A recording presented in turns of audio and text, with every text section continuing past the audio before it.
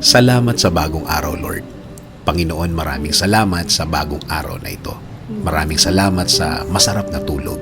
Maraming salamat sa masarap na pahinga.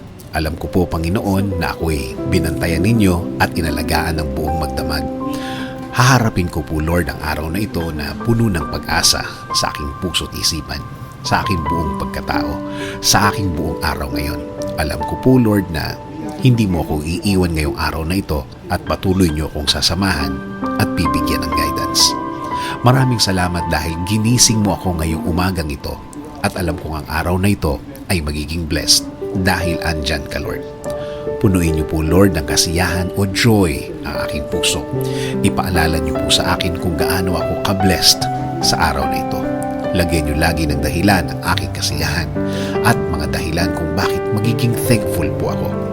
Kapag pumasok na po ang problema sa aking araw ngayon, i-remind niyo po ako ng inyong pagmamahal, ng inyong presensya, ng inyong kabaitan, ng inyong pag-aalaga, na kayo po ay laging andyan para ako'y alalayan. Kapag ako ay nanghihina, ipaalala niyo po sa akin na lagi po kayong andyan para ako'y tulungan, para ako'y alalayan, para ako'y alisin sa isang problemadong sitwasyon. Lord, kapag naalala ko ang aking problema, please remind me that you got me, that everything will be okay and fine. Please remind me also of my purpose.